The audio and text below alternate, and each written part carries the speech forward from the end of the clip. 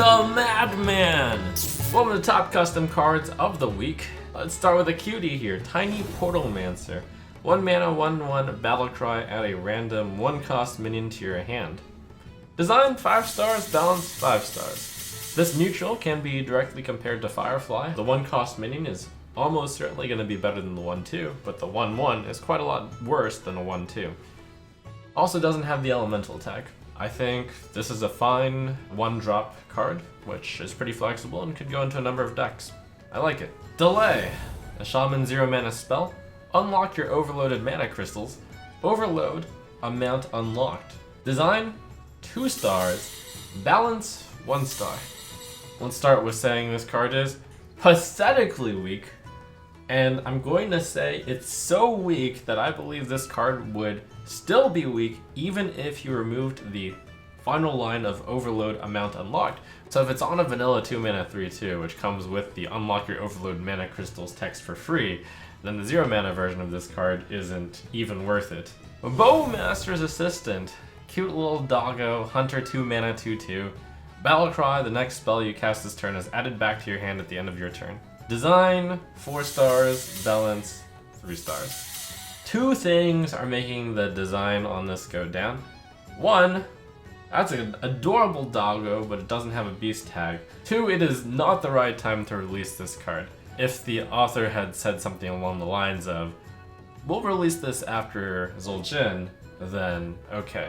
But right now, this card is really overpowered in the context of the meta, which leads me to balance 3 stars. This needs to be like at least a 3 mana 2/2. You cast Bowmaster's Assistant and then Unleash the Beast, and then you get not only the original Unleash the Beast with the twin spell text on it, but you also get the second part of the first Unleash the Beast you cast, which means you have the ability to summon 3 more 5/5s with Rush. And that gets even more insane with Zul'jin, because Zul'jin loves Unleash the Beast. You play Zul'jin, and then you potentially have 8 wyverns that can be unleashed with Unleash the Beast, Bowmaster's Assistant all the time now. The author did at least recognize the potential scariness of Dire Frenzy, Master's Call, and a Beast Bowmaster's Assistant. So I give them credit for that one. I think this card could be interesting to print at a lower power level after Zul'jin and Dire Frenzy rotate out. Demetrius the Dastardly.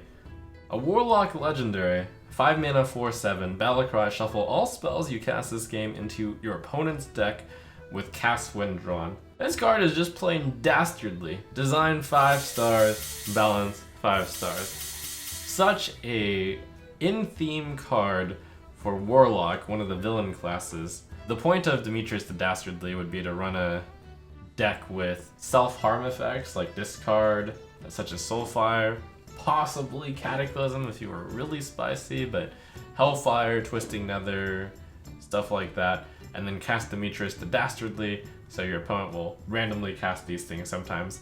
He's balanced from the perspective of, you need to run these bad cards, but hilarious troll card, and it's tough to build an archetype off of this card, but I see this card as just fun and so in flavor for a Warlock villain. Prophet Zul, 4 mana 5/3 neutral legendary minion. Battlecry, look at your opponent's hand, guess which card they'll play next to counter it. Design 2 stars, balance 3 stars. Those of you who watched last week's custom Hearthstone review might know where I'm about to hit this card in the design, and that is, how in the world are you going to show the opponent's hand of 10 cards? I was making the argument that you can't even show 5 cards on a screen. How can you show 10 cards? That's ridiculous! There's also a further design problem with it. They can just play the top decked card and never have to play this Prophet Zul guessing game. I only give him a 2-star design because I think that there is some possibility to salvage something of here, like perhaps Battlecry, look at 3 cards from the opponent's hand, guess which card they'll play first out of the 3 to counter it. Like, maybe that's an interesting card. You'd have to really change it up, of course. Raging Swordfish, a warrior 4 mana 3/1 beast with, charge. Death Rattle, equip a 3/1 fish sword. Design 5 stars, balance 5 stars. You know what? The game should have charge in it. and warrior is one of the classes that should have it. This is a wolf rider for 1 more mana, and it comes with a 3/1 fish sword. That's pretty competitive. It's aggressively costed, and I believe that you print this card at the current value if you want to push a aggro warrior archetype. Certainly not the type of card to print while aggro warrior is strong though. So I'm willing to give it a balanced 5-star, but also say it's aggressively costed. You don't print this card if aggro warrior is a good deck, because that would just push it way over the top. Party Planner Morose. Let's see if we can fit all of these cards on the screen. 1 mana, 1/1, start of game, draw this, battle cry, discover a new board to play on. I have so many things to say about this. It's one of the cards that I usually consider skipping because there's just way too many cards to talk about, but I think this is really important to talk about from a design perspective. Speaking of which, design 1-star, balance 1-star. I think the first thing to start off with is balance. As I always say, start of game effects are insane if they do anything relevant, and this does something relevant. It draws this. You just start off with an extra card in your hand, and it happens to be a 1 mana 1/1, which is really insane because that's a great card to play on turn 1. So even if this card had no text, had no battle cry, it would be ridiculously overpowered. We're talking like Patches level overpowered. Maybe even more overpowered because with Patches, actually I'm just gonna say it would be more overpowered than Patches. Any deck in the game would play Party Planner Morose if the text was only start of game draw this as a 1 mana 1/1. That's insane. But how about we talk about some of the crazy boards you can play on this 1 mana card, which severely impacts the game all of the time on turn 1, where you discover one of 3 choices. Crazy options such as all minions have +1 attack this game. Like imagine you're playing Zoo. You obviously just pick a minion-based one. These are symmetrical effects, but certainly not symmetrical when you're playing a minion deck against a control deck, or if you're playing a spell deck against a minion deck, you do all spells cost 1 less. Basically, all of these symmetric effects usually benefit one player a lot more, those who built their deck around it. And then there's some ridiculously disruptive cards, such as add a random Dalaran Heist treasure to each player's hand, or replace both players' hero power with a random Death Knight one. It's like you're basically just playing a crazy brawl. Yes, the author did mention that this card was not going to be balanced, and it was just kind of for funsies, but at least like make some attempt to make it balanced, right? Tyrion the Remembered, 8 mana 6/6 paladin card. Taunt, battle cry, give a random enemy minion -1 attack, repeat for each friendly silver hand recruit that died this game. Design 2 stars, balance 2 stars. The first thing to wonder about is how many silver hand recruits do you on average have die in a game? And certainly this depends on the meta game, but we're in this meta, right? There's very little silver hand recruit spawning. I would be surprised to discover that you on average lose more than, I don't know, 5 silver hand recruits. That's pretty ambitious, in which case this is a really weak Eldor Peacekeeper. By the way, the give a random enemy minion -1 attack isn't targeted, which means it does hit the whole board, but you could also compare it to Eadric, which sets all enemy minions attack to 1, which will usually be better than Tyrion here. There's a little bit of a danger here as well, in that Tyrion the Remembered could completely blow out your opponent's board if you had like an insane silver hand recruit death count over the game, and could set the opponent's entire board to 0 attack, thus rendering them useless, which is not very fun. But yes, the card is so weak right now that I'm not entirely sure it would see play even at 6 mana. Spawn of Ragnaros, 1 mana Shaman legendary, a 1/1 elemental with Echo, can't attack, at the end of your turn, deal 1 damage to random enemy. Oh dear, oh dear. Design 1 star, balance 1 star.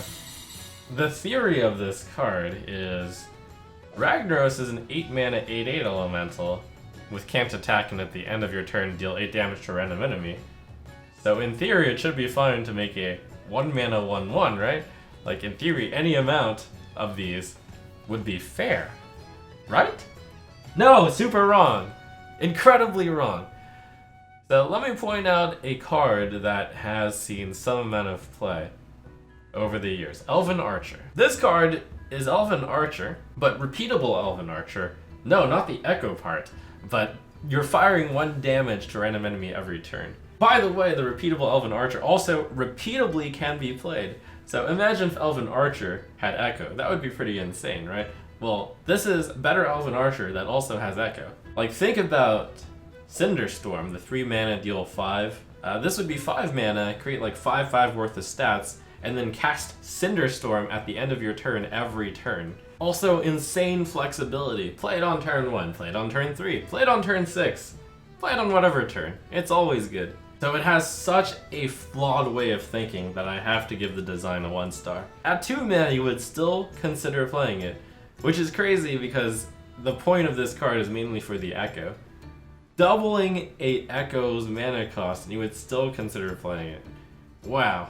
So this week we had a pretty wide array of overpowered cards, underpowered cards, good cards that were balanced, and then even good cards that were balanced aggressively. I'd like to conclude this with my card of the week choice. By the way, took your advice, and we're gonna just say the card of the week at the end and introduce it at the end.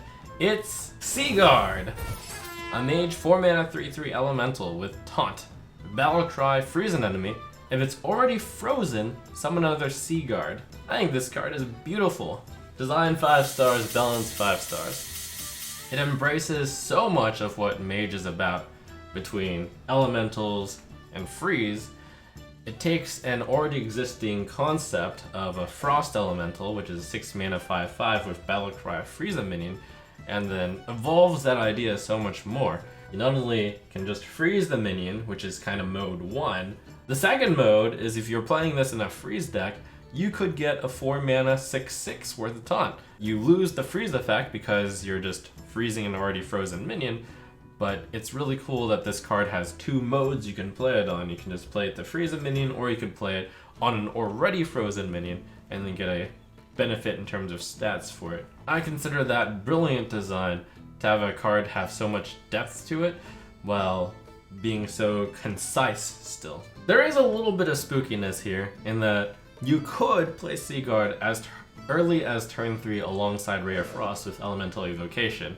As that would be turn 3 Rare Frost, Elemental Evocation, Seaguard, and then come up with a 3/3 and another 3/3.